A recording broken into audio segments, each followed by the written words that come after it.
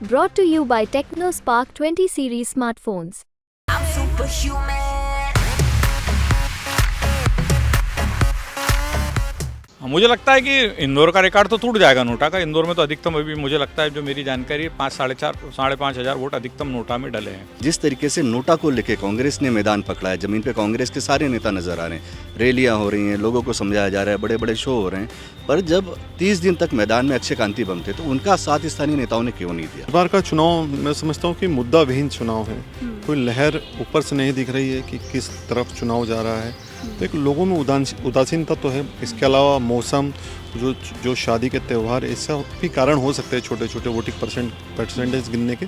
मध्य प्रदेश में चौथा यानी कि अंतिम चरण का मतदान होना है 13 मई को, और चौथे चरण में इंदौर और पूरा जो मालवा निमाड़ क्षेत्र है वहाँ पर मतदान होगा। इंदौर की काफ़ी चर्चा इस बात पर कि कांग्रेस इस बार चुनावी मैदान में नहीं है। कांग्रेस के प्रत्याशी अक्षय बम ने नामांकन वापस ले लिया, बीजेपी में शामिल हो गए, काफ़ी बवाल हुआ उसके ऊपर। अब कांग्रेस नोटा को एक तरीके से जनता के सामने लेकर आ रही है, नोटा दबाने की अपील कर रही है, लेकिन इस पूरे प्रकरण पर इंदौर के जो पत्रकार हैं वो क्या सोचते हैं, मालवा निमाड़ में बीजेपी और कांग्रेस की स्थिति क्या है, इस पर पत्रकार क्या सोचते हैं, वो हम जानने की कोशिश करेंगे। कई वरिष्ठ पत्रकार हमारे साथ एमपी तक पर जुड़े हुए हैं। सबसे पहले अरविंद सर से शुरुआत करूंगी, और सर फिर से स्वागत आपका एमपी तक पर। और इंदौर का जो पूरा प्रकरण रहा, इंदौर से लेकर दिल्ली तक गूंज हुई, सुमित्रा ताई ने नाराज़गी जाहिर की, कैसे आप देख रहे हैं? क्योंकि मुझे लगता है कि इंदौर के हिस्ट्री में पहली बार ऐसा कुछ हुआ है। देखिए, बिल्कुल सही कहा आपने कि 1952 में पहला इलेक्शन हुआ था, और उसके बाद अब तक जितने इलेक्शन हुए, पहली बार ऐसा हो रहा है कि इंदौर के इलेक्शन में भारतीय राष्ट्रीय कांग्रेस का उम्मीदवार मैदान में नहीं है। तो ये तो एक मतलब बिल्कुल ऐसा हुआ है जो अनएक्सपेक्टेड था बिल्कुल। दूसरा ये कि भारतीय जनता पार्टी को अगर ऐसा लग रहा है कि अक्षय कांति बम का नामांकन विड्रा होने और उनके भारतीय जनता पार्टी में जाने का बहुत फ़ायदा भारतीय जनता पार्टी को मिल रहा, तो ऐसा भी नहीं है। ठीक है, कांग्रेस का कैंडिडेट नहीं है तो कांग्रेस इलेक्शन को भाजपा बनाम नोटा का शेप दे रही है, और एक शहर में उसने माहौल बनाने की कोशिश की कि भाई हमारा कैंडिडेट तो नहीं है, लेकिन जो कुछ हुआ है वो डेमोक्रेसी के लिए अच्छा नहीं, और आप लोग नोटा में वोट दीजिए कांग्रेस का। और स्वाभाविक है, कोई भी राजनीतिक दल है तो वो प्रयास करेगा इस दिशा में कि यदि उसका कैंडिडेट नहीं है तो क्या करना चाहिए। लेकिन एक नोटा का ऐसा जो मुझे लग रहा परिदृश्य कि कोई बहुत ज़्यादा मतलब उत्साह नोटा को लेकर देखने को नहीं मिल रहा। एक सीनियर सिटीजन्स हैं, शहर के जो प्रबुद्ध नागरिक हैं, जो थोड़ा राजनीति के बारे में अलग तरीके से सोचते हैं, वो ज़रूर नोटा के लेकर मुखर हैं। सोशल मीडिया प्लेटफॉर्म्स पर इन दिनों नोटा की बहुत चर्चा हो रही है, तो वो उनका अपना एक व्यू है। इसीलिए कांग्रेस को लग रहा है कि नोटा में अच्छे खासे वोट जाएंगे। मुझे लगता है कि इंदौर का रिकॉर्ड तो टूट जाएगा नोटा का। इंदौर में तो अधिकतम अभी मुझे लगता है, जो मेरी जानकारी है, 5-5.5 हज़ार वोट अधिकतम नोटा में डले हैं। लेकिन मुझे लग रहा है कि जो कुछ इंदौर में चल रहा है, तो नोटा का जो भारत का रिकॉर्ड है, शायद गोपालगंज का है, बताते हैं कि 51 या 52 हज़ार वोट मिले, वो भी रिकॉर्ड यहाँ पर टूट सकता है। तो ये तो अपनी बात। लेकिन नोटा मतलब भारतीय जनता पार्टी में अक्षय बम चले गए, कांग्रेस का कोई उम्मीदवार मैदान में नहीं है, इसका कोई बहुत ज़्यादा फायदा भारतीय जनता पार्टी को नहीं मिल रहा, बल्कि उल्टा हो रहा है कि भारतीय जनता पार्टी का एक बड़ा वर्ग जो है वो इस बात से नाराज़ है कि आखिर ऐसा क्यों किया गया। इंदौर जैसी सीट जहां हम 1989 से लगातार जीत रहे हैं, कांग्रेस के अनेक दिग्गज नेता यहाँ चुनाव हार चुके हैं, और जो चुनाव हारे उनका राजनीतिक पराभव भी हुआ, और इस बार भी कांग्रेस ने अक्षय कांति बम को उम्मीदवार बनाया था। तो अक्षय कांति बम कोई बहुत मजबूत उम्मीदवार तो थे नहीं, वो भी इसलिए चुनाव लड़ रहे थे कि पार्टी यहाँ से प्रदेश कांग्रेस अध्यक्ष जीतू पटवारी को चुनाव लड़वाना चाहती थी। जीतू पटवारी चुनाव से बचना चाहते थे, तो उन्होंने अक्षय बम को उम्मीदवारी के लिए आगे किया था। तो भारतीय जनता पार्टी के एक बहुत बड़े वर्ग का मानना है कि चुनाव तो हम जीत ही रहे थे, तो फिर आखिर ऐसा क्यों किया गया। ये पार्टी में भी इसको कोई बहुत अच्छे रूप में नहीं लिया गया, और पार्टी का एक बड़ा वर्ग कह रहा है कि हमको विश्वास में नहीं लिया गया। खुद जहाँ तक मेरी जानकारी, खुद जो कैंडिडेट है शंकर ललवानी, वो भी इस डेवलपमेंट से खुश नहीं। लेकिन चूंकि कैलाश विजयवर्गीय की पहल पे ये हुआ है, वो कैलाश विजयवर्गीय पार्टी के इतने बड़े नेता हैं कि स्थानीय स्तर पर कोई उनके फैसले पर उंगली उठाता नहीं, या उन्होंने जो निर्णय करवा दिया उस पर कोई बातचीत करता नहीं है। जरा ये जो राजनीतिक परिदृश्य इंदौर का हो गया है, उसमें कैलाश विजयवर्गीय इतने हाई हेडेड पॉलिटिशियन हो गए हैं, उनकी राजनीतिक ऊंचाई इतनी है कि उन्होंने यदि कोई निर्णय कराया तो हाँ, सब उसकी हाँ में हाँ मिलाते नजर आते। इसलिए दोनों चीज़ें बहुत स्पष्ट है कि कांग्रेस नोटा को लेकर जो प्रयास कर रही है उसमें मुझे लगता नहीं कि कोई बहुत पब्लिक कर ठीक है। लेकिन ये बड़ी बात रहेगी, मैं आपसे कहना चाहूँगा कि यदि नोटा में 1 लाख वोट भी जाते हैं या उससे अधिक वोट भी जाते हैं तो ये तो स्पष्ट हो जाएगा कि इतने लोगों ने इस निर्णय को स्वीकारा नहीं है, इतने लोग इस निर्णय से नाराज है। दूसरा, जो बार बार मैं आपसे एक बात कह रहा हूँ कि बीजेपी को भी अगर कहा जाए कि अक्षय बम के मैदान से हटने के बाद बीजेपी को कोई बहुत फ़ायदा हो रहा हो, देखिए शंकर ललवानी पहले भी चुनाव जीत रहे थे, चुनाव अभी भी जीत जाएंगे। उनका मार्जिन पहले भी ठीक ठाक रहना था, अभी हो सकता है कि चूंकि बीजेपी का ही एक बड़ा वर्ग निष्क्रिय हो गया है, चुनाव से दूरी चला के चल रहा है। दूसरा, जो मौसम के हालात हम देख रहे हैं, बहुत गर्मी बहुत तेज़ है, तो वोटिंग परसेंटेज क्या रहता है, ये सब कुछ चीज़ें अपनी जगह है। तो इसलिए कोई बहुत अच्छी स्थिति, मतलब जो रिकॉर्ड कायम करने वाली जो बात हो रही थी कि इंडिया में इंदौर से एक रिकॉर्ड कायम हो जाएगा, वैसे हालात तो भी यहाँ नज़र नहीं आ रहे। लेकिन एक सम्मानजनक जीत, अच्छी जीत जो है वो, उसमें तो कोई शंका कभी बची नहीं है। जी बिल्कुल। तो कांग्रेस भले ही ना हो, लेकिन निर्दलीय प्रत्याशी जो हैं वो इंदौर में हैं और शंकर ललवानी का उनसे मुकाबला है या उनका शंकर ललवानी से मुकाबला है। एक सवाल ये आ रहा है कि बीजेपी को ज़रूरत क्यों पड़ गई? सुमित्रा महाजन ने भी ये बात कही कि हम जीत रहे थे, उसके बावजूद भी ये क्यों करना पड़ा। ये और आला कमान से भी कोई ऐसा नहीं था कि वहाँ से कुछ बातचीत हुई हो, उसके बाद ये निर्णय लिया हो। तो क्या लग रहा है कि ये बीजेपी को बैकफायर कर सकता है? बिल्कुल निश्चित रूप से मेरा ये मानना है कि जो कुछ भी हुआ वो स्तब्ध कर देने वाला है, खासकर भारतीय जनता पार्टी को।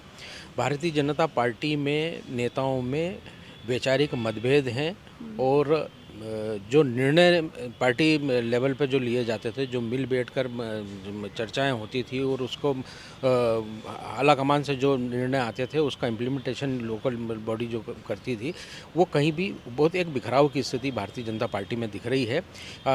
जैसा कि अरविंद जी ने बताया कि कैलाश विजयवर्गीय एक बहुत ऊंचाई वाले स्तर पर हैं, तो ताई ने भी अगर विरोध किया तो वो अक्षय कांति बम के शामिल होने के 6 दिन बाद किया, जब उनको लगा कि स्थितियां काफ़ी बिगड़ गई है और भारतीय जनता पार्टी के कार्यकर्ताओं में ही असंतोष का भाव पैदा हो गया है और ये पूरा नेगेटिव जा रहा है। तो 6 दिन बाद उन्होंने अपनी चुप्पी तोड़ी। ताई भी बहुत बड़े स्तर की नेता हैं और उनके विचार जो हैं वो बहुत स्पष्ट रहते हैं, पर इतने स्पष्ट विचार वाली नेत्री को भी 6 दिन लग गए इस बात को समझने में कि ये पार्टी के खिलाफ जा रहा है, तब उन्होंने इस का वो किया। और दूसरा ये कि है कि इंदौर इतिहास बनाने वाला शहर है, इंदौर ऐतिहासिक शहर है, इंदौर रिकॉर्ड बनाने वाला शहर है।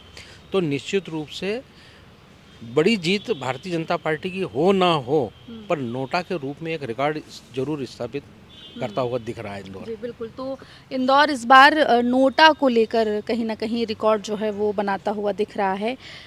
कांग्रेस को लेके भी सवाल है। जीतू पटवारी अपना ही घर नहीं संभाल पा रहे। जीतू पटवारी के पसंदीदा कैंडिडेट थे अक्षय बम, ये कहा जाता है, उनकी पसंद से बनाए गए, उन्होंने रिकमेंड किया नाम, और बीजेपी में वीडी शर्मा कह रहे हैं खोटा सिक्का था। अक्षय बम का आगे क्या होगा? देखिए, राजनीति में टाइमिंग बड़ी मायने रखती है कि आप किस समय कौन सी पार्टी ज्वाइन करते हैं, किस समय दल बदलते हैं, और वही शायद अक्षय बम ने किया। उन्होंने उस मौके को चुना जिस दिन नाम वापसी का अंतिम दिन था, उस दिन वे कांग्रेस छोड़कर बीजेपी में जाते हैं और उसके बाद कांग्रेस को यहाँ पे नुकसान होता है, चुनाव नहीं लड़ती, तो उसका कहीं ना कहीं वो आगे फ़ायदा उठाएंगे या फिर कुछ शर्तों पे उन्होंने बीजेपी ज्वाइन की होगी।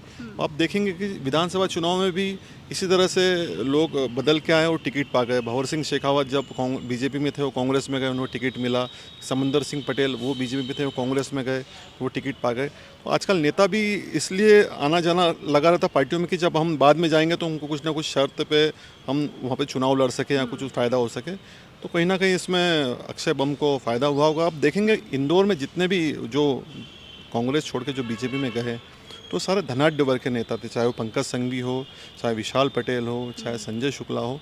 ये वे लोग थे जो कांग्रेस को सपोर्ट करते थे। कांग्रेस का कुछ बड़ा आयोजन होता तो उसमें पैसा लगाते थे। तो एक तरह से कांग्रेस को कमज़ोर करने के लिए ये सारी चीज़ की गई। और जीतू पटवारी चूँकि इनका गृह क्षेत्र है और एक बीजेपी एक साउंड क्रिएट करना चाहते थे कि वो अपने घर को ही नहीं संभाल पा रहे तो पूरा प्रदेश क्या संभालेंगे, तो इस दृष्टि से भी उन्होंने यहाँ पर एक बम को चुना ताकि हम यहाँ पर ये करें, तो इसका भले से नुकसान यहाँ हो इंदौर में, लेकिन पूरे प्रदेश में या देश में एक मैसेज जाए कि कांग्रेस की हमने यहाँ पर मध्य प्रदेश में ऐसी हालत करी, या अपने जीतू पटवारी को उनके घर में यह स्थिति है। तो शायद उन्होंने वो सोच के किया होगा कि इसका असर हम उसको भुनाएंगे, दूसरे राज्यों में केस करेंगे। इसका असर देखने में भी आया। अब 2-3 जगह विधायक ने, प्रत्याशी ने जो कांग्रेस की, उसने टिकट वापस किया। तो इस तरह से उनका जो मोरल डाउन करने के लिए मुझे लगता है बीजेपी ने कवायद की थी। जी बिल्कुल। अब बीजेपी 29 की 29 सीटों का जो टारगेट है वो लेके चल रही है, और मान के चल रही है कि 29 सीटें जो हैं बीजेपी जीतने वाली है। कांग्रेस जो है कुछ सीटों को लेकर दावा तो कर रही है, लेकिन जिस तरीके का ये प्रकरण हमने इंदौर में देखा, इंदौर की जनता का रिएक्शन भी और आप लोग का रिएक्शन भी हम लोग लगातार सुन रहे हैं, लेकिन अक्षय बम को लेकर अब सवाल है, क्योंकि अगर वीडी शर्मा कह रहे हैं कि खोटा सिक्का है कांग्रेस का, तो इसे हम कैसे देखें?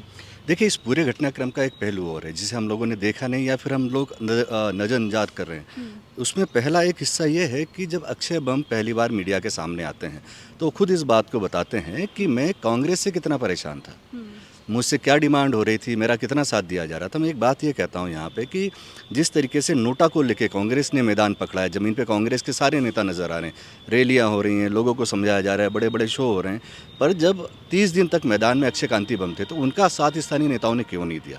खुद जीतू पटवारी के बारे में अक्षय कांति बम ने कहा कि उन्होंने इस बात की जीतू पटवारी से शिकायत भी की, कम से कम 3 बार उन्होंने इस विषय में बताया, और तीनों बार जीतू पटवारी ने स्थानीय नेताओं से बात की। पर इंदौर के स्थानीय कांग्रेस के नेता इतने बाहुबली कह लीजिए, उनके मन में ये है कि उनके इलाके के वही छत्रप हैं, तो उन्होंने इस नए लड़के का साथ नहीं दिया। यही एक कारण था जिसके चलते उन्होंने खुद ये कहा है कि मुझसे बीजेपी ने अप्रोच नहीं किया था, मैंने बीजेपी को अप्रोच किया। रही बात ताई की, तो ताई ने सबसे पहले नाराज़गी एमपी तक पे ही जाहिर की थी। 6 दिन बाद उन्होंने इस बात को कहा था। बात करते हैं कि इस पूरे मामले में जैसे अरविंद जी ने कहा कि कैलाश विजयवर्गीय ने इस पूरे मामले को लीड किया, बिल्कुल लीड किया इस मामले को, पर कैलाश विजयवर्गीय का जो कद है, आज से 6 तारीख 7 तारीख की बात करें तो खरगोन के चुनाव में जब सभा को संबोधित करने प्रधानमंत्री मोदी आए थे तो मंच पे उन्होंने कैलाश विजयवर्गीय को अपने पास बुलाया और बैठ के काफ़ी इंटीमेसी के साथ में उनके बीच में कुछ बातें हुई। तो कैलाश विजयवर्गीय ऐसा कोई कदम नहीं उठाएंगे कि किसी को पार्टी में लाना हो और ऊपर जानकारी ना दे, तो ये जानकारी में तो होगा। ये अलग बात है कि कितने लोगों की जानकारी में था, ऊपर के लोगों की जानकारी में ज़रूर होगा, नीचे जो लोग हैं उनको इससे क्या फ़ायदा होना है, क्या नुकसान होना है, ये चुनाव बता देगा। इंदौर की अपनी एक तासीर है, यहाँ की जनता अपने विचारों को लेके बड़े खुले मन से बात करती है और अपना वोट भी बड़े खुले मन से देगी। अब बात करते हैं पूरे एमपी की, तो एमपी की जो 29 सीटों की बात है, बीजेपी का दावा है और बीजेपी के जो लोग हैं उनका कहना है कि इस बार हम 29 सीटें दावे से जीत रहे हैं। पिछली बार 28 जीते थे, पर अभी जो सीन दिख रहा है उसमें कुछ 3 या 4 सीटें ऐसी हैं जहां पर चुनाव फंसा हुआ है। वो राजगढ़ की सीट हो, वो रतलाम झाबुआ की सीट हो, इवन खरगोन बड़वानी की सीट पे भी एक स्थिति ऐसी नज़र आ रही है कि वहाँ पर बीजेपी को मेहनत करनी पड़ रही है। बीजेपी को जो लग रहा था कि वो पूरे मध्य प्रदेश में फ्री हैंड होकर घूमेंगे, तो कई जगह कई सीटों पर कहीं प्रताप भानु शर्मा को खड़ा किया कांग्रेस ने, तो कहीं दिग्विजय सिंह को खड़ा किया, कांतिलाल भूरिया को खड़ा किया, तो इन सीटों पर बीजेपी के लोगों को उलझना पड़ रहा है, बड़ी मशक्कत करनी पड़ रही है। जी बिल्कुल, तो मेहनत है। बीजेपी वर्सेस नोटा, इसको इंदौर और इंदौर की तासीर की बात बिल्कुल इंदौर की हो रही है, और जो है एक तरीके से नए नए परचम लहराने में इंदौर हमेशा आगे रहा है। तो वो बीजेपी वर्सेस नोटा को लेकर जनता का परसेप्शन आपको क्या लग रहा है? देखिए, इंदौर में जो युवा हैं, मैं पहले उनकी बात करता हूँ कि बहुत तेज़ी से उनका जब राम मंदिर बना और सब कुछ राम राज्य के बारे में बात हुई, अखंड भारत की बात हुई, तो वो लोग बहुत तेज़ी से भाजपा के साथ आए। लेकिन जो अक्षय बम को लेकर भाजपा ने जो किया या जो वहाँ पर गड़बड़ हुई, उसको लेकर युवाओं में इंस्टाग्राम या फेसबुक या जो सोशल मीडिया प्लेटफॉर्म है वहाँ कहीं ना कहीं नकारात्मकता है। और जो 8-15 दिन पहले मोदी जी के बारे में बहुत अच्छी बातें कर रहे थे, वो कहीं ना कहीं इस चीज़ को पसंद नहीं कर रहे हैं। तो एक युवाओं का बड़ा वर्ग जो है वो इस चीज़ से नाराज़ है, कई वरिष्ठ भी नाराज़ हैं, लेकिन वो कितने नोटा में डालेंगे ये पता नहीं, क्योंकि ज़्यादातर लोग जो है वो इसको एक वीकेंड की तरह देख रहे हैं। तो वोटिंग परसेंटेज जो है वो थोड़ा कम होगा, लेकिन वो नोटा में तब्दील होगा ये कहना मुश्किल है, अभी मुश्किल है। बिल्कुल सर, आपको क्या लग रहा है कि वोटिंग परसेंटेज इस बार इंदौर एक और नया मुकाम हासिल करेगा कि कम वोटिंग परसेंटेज का? हाँ बिल्कुल, पिछले लोकसभा चुनाव में 70 करीब रहा था, लेकिन इस बार जो सरकमस्टेंसेस बने हैं उसके हिसाब से लग रहा है कि 55 से 60 यदि हो गया तो बहुत अधिक हो जाएगा। और जैसे कि हमारे सब साथी बता रहे हैं कि नोटा एक मुद्दा बन गया है, तो कई लोग जो निरपेक्ष रहना चाहते हैं या जिनको सरकार से कुछ तकलीफ है या जो कुदरती तौर पे विपक्षी रहते हैं वो इसका फ़ायदा उठा सकते हैं। जहाँ तक भारतीय जनता पार्टी का सवाल है तो उसकी जीत चुनाव की घोषणा के पहले भी उसके प्रत्याशी की तय थी, आज भी तय है। उसमें कोई फ़र्क नहीं पड़ेगा, 1-2 लाख का फ़र्क पड़ सकता है। भाई 10 लाख से हो रहा तो 8 लाख 7 लाख तक आ जाएंगे, लेकिन जो विरोध करने का तरीका इंदौर के लोगों को अब नया मिल गया है वो उसका प्रयोग करते रहेंगे। जी, उसका प्रयोग कर सकते हैं। देखिए, बात तो हो गई इंदौर और इंदौर में जो प्रकरण हुआ उसको लेकर, लेकिन मालवा निमाड़ को लेकर भी बात कर लेते हैं यहाँ पर। मालवा निमाड़ में पॉलिटिकल स्थिति क्या लग रही है? कितनी फाइट कांग्रेस बीजेपी को दे रही है? इंदौर में तो खैर नहीं है फाइट, लेकिन बाकी सीटों पर देखिए, मालवा निमाड़ की हम बात करें तो ये क्षेत्र मतलब कुछ लोकसभा क्षेत्र में छोड़ दें, जैसे धार हमेशा मिले जुले परिणाम रहे, खरगोन में भी लगभग मिले जुले परिणाम मिलते रहे हैं, और झाबुआ में भी हमेशा मिले जुले परिणाम रहे। इसके अलावा आप मंदसौर की बात करें, देवास शाजापुर की बात करें और या उज्जैन की बात करें तो ये हमेशा भारतीय जनता पार्टी, पहले जनसंघ का, फिर जनता पार्टी का, फिर भारतीय जनता पार्टी का साथ नज़र रहता है। तो इसलिए ये 2-3 कॉन्स्टिट्यूंसी में तो कहीं कोई मतलब यहाँ पर तो भारतीय जनता पार्टी के उम्मीदवार का चुनाव जीतना लगभग तय सा है। सबसे ज़्यादा टफ इलेक्शन अगर मालवा निमाड़ में हम कहें तो झाबुआ में है, और झाबुआ के चुनाव पर पूरे प्रदेश की भी नज़र है। ये लास्ट फेज में जो इलेक्शन होना है, 8 कॉन्स्टिट्यूंसी है मालवा निमाड़ की, तो झाबुआ पर सबकी नज़र है कि झाबुआ में क्या होता है, क्योंकि देखिए वहाँ 2 है, दोनों नेताओं के लिए प्रतिष्ठा का प्रश्न है। कांतिलाल भूरिया मुझे लगता है कि अपने पॉलिटिकल करियर का अंतिम चुनाव लड़ रहे हैं। बहुत सीनियर पॉलिटिशियन हैं, 6 बार MP रहे वहाँ से, 5 बार 4 बार MLA रहे वहाँ से, और बहुत उनका एक अलग अपना ओरा है। सेंट्रल में मिनिस्टर रहे, प्रदेश कांग्रेस के अध्यक्ष रहे, प्रदेश में मंत्री रहे, और नागर सिंह चौहान जो मंत्री हैं, अलीराजपुर से 4थी बार विधायक बने हैं, जिनका इन दिनों उस क्षेत्र में बड़ा राजनीतिक दबदबा माना जाता है। उनकी पत्नी अनीता चौहान कांतिलाल भूरिया के सामने मैदान में, तो दोनों नेताओं के लिए अपने राजनीतिक, अनीता चौहान भले ही चुनाव लड़ रही है, लेकिन वहाँ पे प्रतिष्ठा नागर सिंह चौहान की दाव पे लगी हुई है। 3 मतलब आप अंदाजा लगाइए, उस कॉन्स्टिट्यूंसी में 3 कैबिनेट मिनिस्टर हैं, नागर सिंह चौहान, निर्मला भूरिया और चेतन कश्यप, और तीनों मतलब पार्टी का तीनों पे प्रेशर है कि पार्टी ने एक चैलेंज दिया है कि आपके तीनों के जो प्रभाव वाले क्षेत्र हैं वहाँ से भारतीय जनता पार्टी जीतना चाहिए। और झाबुआ रतलाम में अगर रतलाम कॉन्स्टिट्यूंसी जो है, रतलाम शहर, रतलाम ग्रामीण, वहाँ पर बीजेपी 1-8 लाख वोट के आसपास की लीड ले लेती है, तो फिर मुझे लगता है कि कांतिलाल भूरिया की राह बड़ी मुश्किल हो जाएगी। लेकिन जो ट्राइबल सीट्स हैं 6 सीट ट्राइबल है, सेलाना भी मिला ले तो 6 सीट है, 3 सीट झाबुआ की, 2 अलीराजपुर की और 1 सेलाना, 6 ट्राइबल सीट है। वहाँ पर जो है कांतिलाल भूरिया होपफुल है, उनके बेटे जो अभी तक यूथ कांग्रेस के प्रेसिडेंट थे, MLA हैं विक्रांत भूरिया, वो होपफुल है कि हम यहाँ पर इतना गेन कर लेंगे कि हमको यदि रतलाम से लॉस भी होता है शहर और ग्रामीण से, तो हम उसको यहाँ से कवर कर लेंगे। तो बड़ा टफ इलेक्शन है, कुछ कहा नहीं जा सकता। लेकिन कांतिलाल भूरिया बहुत भाग्यशाली नेता हैं जो चुनाव हारने के बाद भी, मतलब पार्लियामेंट का इलेक्शन एक बार हारे दिलीप सिंह भूरिया से, अगले कुछ दिनों बाद, मतलब साल भर बाद ही वापस पार्लियामेंट पहुँच गए। लोकसभा का एक चुनाव वो गुमान सिंह डामोर से हारे, लेकिन साल भर भी नहीं हुआ, 6 महीने बाद ही विधानसभा में पहुँच गए। तो भाग्य तो हमेशा उनका साथ देता है। तो देखते हैं क्या इस बार होता है। धार में भी चूँकि उमंग सिंगार की होम कॉन्स्टिट्यूंसी है, लीडर ऑफ अपोजिशन की, वहाँ पे भी बड़ी टाइप फाइट है। वहाँ भी इसी तरह का रेशो है कि 3 सीट जो है वो बीजेपी के पास है, 5 ट्राइबल सीट, 4 ट्राइबल और 1 जनरल सीट जो है वो कांग्रेस के पास है। तो वहाँ भी बड़ा टफ इलेक्शन है। कुछ वहाँ मतलब अगर हम देखा जाए तो झाबुआ में इस रीजन में सबसे कड़ा मुकाबला है। उसके बाद धार का नंबर आता है, जहाँ भी कांग्रेस एक सम्मानजनक चुनौती भारतीय जनता पार्टी के लिए खड़ी कर रही है। तो बाकी इस कॉन्स्टिट्यूंसी, चाहे वो खंडवा की हम बात करें, चाहे उज्जैन, देवास शाजापुर हो, मंदसौर जावरा हो या इंदौर हो, यहाँ कहीं कोई चुनौती मुझे लगती नहीं है। यहाँ पे पुरानी स्थिति ही बरकरार रहना। और मतलब हमने तो बहुत वो दौर देखा जब देश भर में कांग्रेस जीती थी 1980 में, तब जो है देवास शाजापुर और उज्जैन सीट पर जो है भारतीय जनता पार्टी के उम्मीदवार जीते। तो इसलिए इस क्षेत्र में तो जो है लगभग पुराना नतीजा, झाबुआ को बात छोड़ दे, झाबुआ को हम अलग रखें, तो पुराना नतीजा दोहराने की स्थिति में ही है भारतीय जनता पार्टी। जी बिल्कुल। मालवा निमाड़ की स्थिति ये है, पूरे मध्य प्रदेश में क्या लग रहा है आपको, कितनी सीटें ऐसी हैं जिसके ऊपर 4 जून को काफ़ी चर्चा रहेगी? पूरे मालवा निमाड़ का जैसा कि अरविंद जी ने बताया है कि धार है, मेरा ऐसा अनुमान है कि धार, रतलाम झाबुआ, दरअसल हो ये रहा है कि 2009 के इलेक्शन में जिन नेताओं ने चमत्कार किया था, जो चमत्कृत कर दिया था, मीनाक्षी नटराजन ने मंदसौर में, सज्जन सिंह वर्मा ने देवास शाजापुर सीट के ऊपर, प्रेमचंद गुड्डू ने उज्जैन सीट के ऊपर, ये जो चमत्कार करने वाले नेता थे, ये इनका राजनीतिक अस्तित्व ही धीरे धीरे शने शने खत्म होता गया है। भारतीय जनता पार्टी ने फिर उसके बाद में कोई कम ढील नहीं छोड़ी इन सीटों के ऊपर, और मालवा निमाड़ पे एक तरह से बहुत बड़ा वो हो गया है, कब्जा टाइप है। ट्राइबल सीटों को देखें तो वहाँ पर मुकाबले के अंदर कांग्रेस खड़ी हुई है। पूरे मध्य प्रदेश की बात करें तो छिंदवाड़ा, मंडला और राजगढ़, ये 3 सीट चर्चा में है। बाकी कहीं मुझे नहीं लगता है कि कोई बड़ा चमत्कार कांग्रेस पार्टी करने की स्थिति में नज़र आ रही है। पहले 2 फेज़ में परसेंटेज जो है वो काफ़ी डाउन रहा मध्य प्रदेश में। तीसरे फेज़ में चंबल में था मुकाबला वोटिंग, तो उसमें परसेंटेज बढ़ा। अपने अपने तर्क हैं पॉलिटिकल पार्टीज़ के।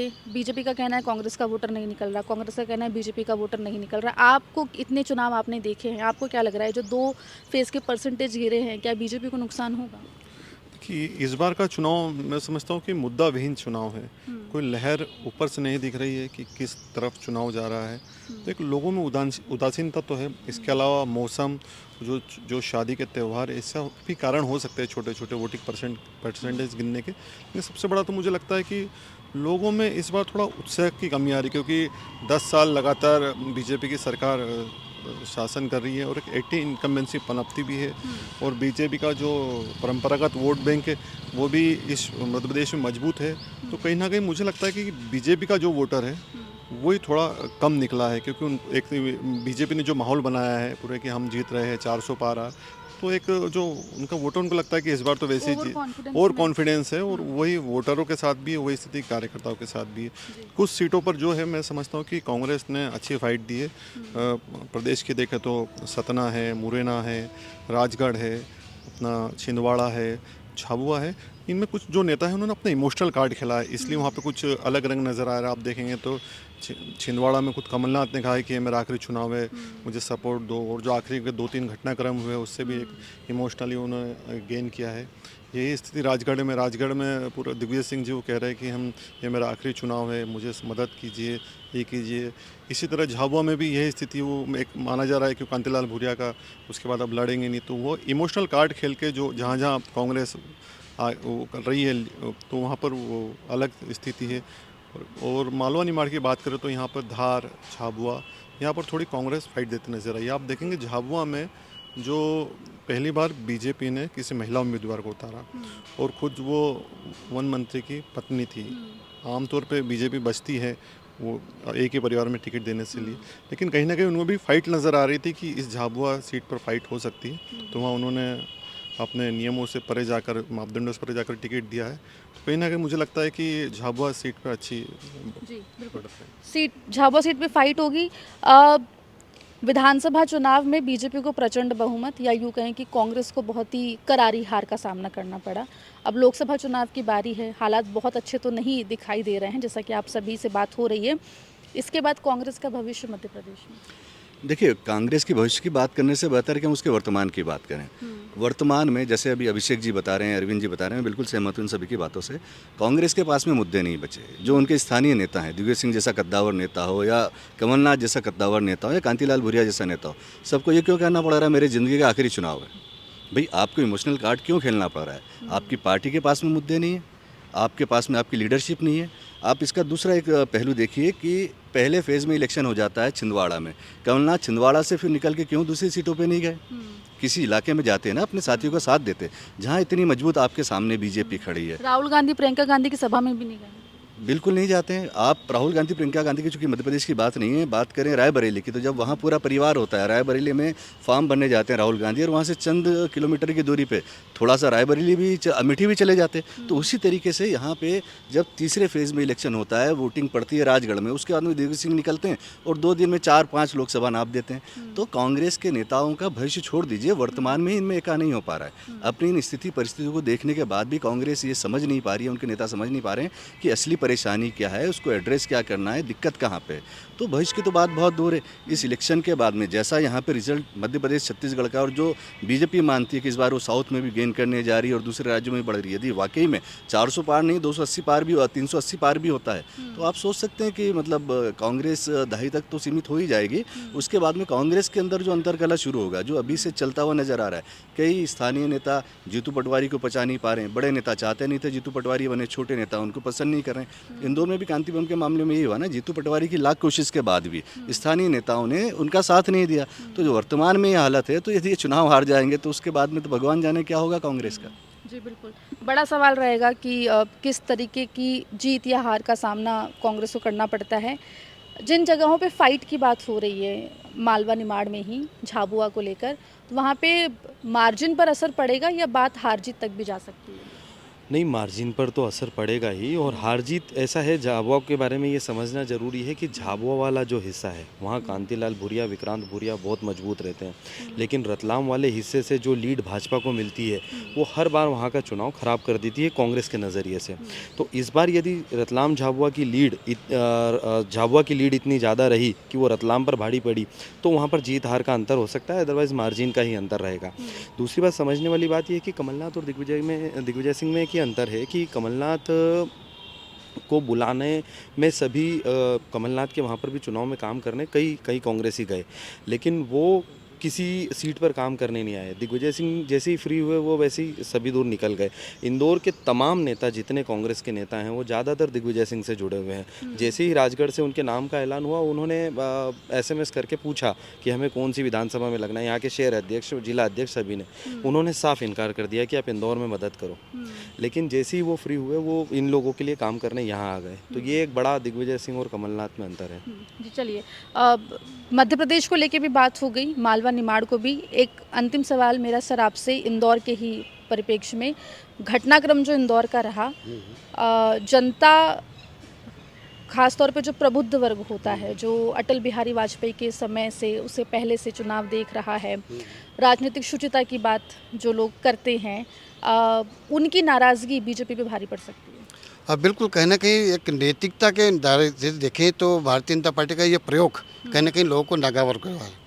और होना भी नहीं चाहिए। जब आपको मालूम है सारी थाली आपकी, पूरा खाना आपको खाना है, फिर आप किस प्रकार के प्रयोग करते हैं, तो कहीं ना कहीं जो शुचिता वाली राजनीति है उन लोगों को बड़ा बुरा लगा है। लेकिन हम एक बड़े परिप्रेक्ष्य में देखें कि आप राष्ट्रीय स्तर को तोड़ना चाहते हैं या अपने नंबर बढ़ाना चाहते हैं, उसके हिसाब से आपने नया प्रयोग करा हो, बम पटाखे फोड़कर तो वो बात अलग है। लेकिन मैं उससे आपसे सवाल से दूसरे जाना चाहता हूँ, कहीं ना कहीं आम जनता की राजनीतिक समझ बढ़ी है। हम डिबेट में जाते हैं, लोगों से बात करते हैं, तो कहीं ना कहीं राष्ट्रीय स्तर के जो कार्यकर्ता है, आम जनता भी अब जान गई है कि उसको अपने मतदान का प्रयोग किससे करना है, किसके पक्ष में करना है। तो मुझे लगता है कि यदि नोटा पे लोग ज़्यादा जा रहे हैं तो कहीं ना कहीं उनकी समझ है वो जा रही है। फिर हम उस बात को दोहरा रहे हैं कि भारतीय जनता पार्टी के प्रत्याशी को हार का कोई डर नहीं है, लेकिन यदि इंदौर अपनी समझ का उपयोग करता है या अपना मत देता है तो कहीं ना कहीं वो इस बार राष्ट्रीय स्तर पर नोटा को प्रभावित कर सकता है। कहीं ना कहीं आंकड़े उनके पक्ष में आएंगे। जी बिल्कुल, तो नोटा जिसको कांग्रेस एज अ ऑप्शन देख रही है, वो इस बार रिकॉर्ड इंदौर से बना सकता है, ऐसा मानना है। इसके अलावा मालवा निमाड़ में झाबुआ रतलाम एक ऐसी सीट है जहाँ पर कांग्रेस जो है वो तगड़ी फाइट देते हुए फिलहाल दिखाई दे रही है। हालांकि 13 तारीख को इंदौर मालवा निमाड़ की जनता तय करेगी उन्हें किसे चुनना है। 4 जून का हम सभी को इंतज़ार रहेगा और चलेगा पता कि जनता ने किसे चुना है। इंदौर से MP तक के लिए आकांक्षा ठाकुर।